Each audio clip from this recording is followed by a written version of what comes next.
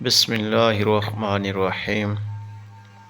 آج ہم دو چیزوں کا ذکر کریں گے، جس میں ایک آپ کو وظیفہ بتائیں گے، اس کے بعد آپ کو ایک علاج بتائیں گے، اور دیسی علاج ہے، انشاءاللہ آزمودہ طریقہ ہے، انشاءاللہ آپ کو ضرور فائدہ حاصل ہوگا۔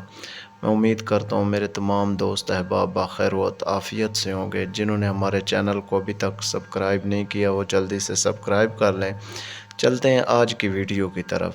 شوگر کا علاج صرف ایک قرآن آیات سے، صرف کچھ دن یہ والی آیات پڑھنی ہے، شوگر کا نام و نشان ختم ہو جائے گا۔ یہ ایک آزمودہ طریقہ ہے اور انشاءاللہ اس سے آپ کو ضرور فائدہ ہوگا۔ خبردار رہیں کہ اگر آپ کا وزن تیزی سے کم ہو رہا ہے، معمول سے زیادہ پیاس لگ رہی ہے، کمزوری، چکر اور تھکاوٹ بہت زیادہ ہو رہی ہے، پیشاب معمول سے زیادہ اور بار بار آ رہا ہے، جنسی طاقت تیزی سے کمزور ہو رہی ہے، تو اسے نظر انداز مت کریں، یہ ذیابیطس کی علامت ہے۔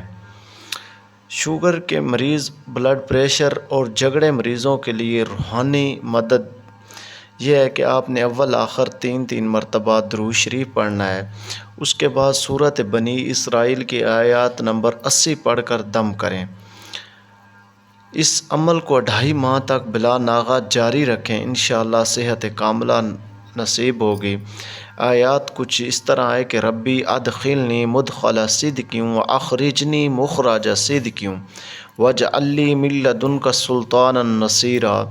اس کے بعد اب چلتے ہیں دیسی علاج کی طرف۔ دیسی علاج کچھ یوں ہے کہ لہسن کا چھلا ہوا آدھا چٹان کو، ادرک سبز تازہ 1 چٹانک کو، پودینہ سبز 1 چٹانک، انار دانہ کھٹا 1 چٹانک، ان سب چیزوں کو پیس کر چٹنی بنا لیں۔ صبح دوپہر شام 1 چمچ کھائیں۔ پرانی سے پرانی شوگر، یہاں تک کہ شوگر کی وجہ سے جس مریض کے جسم کے کسی حصے کا کاٹنا تجویز کیا گیا ہو، تب بھی یہ چٹنی آزمودہ علاج ہے اور جسم کے زخم، معدے کی بیماری میں بہت زیادہ مفید ہے۔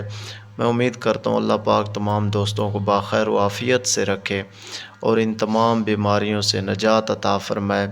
آپ بھی میرے لیے دعا کیا کریں، ہمیشہ دعا کرتے رہیں ایک دوسرے کے لیے۔ بہت شکریہ، مہربانی۔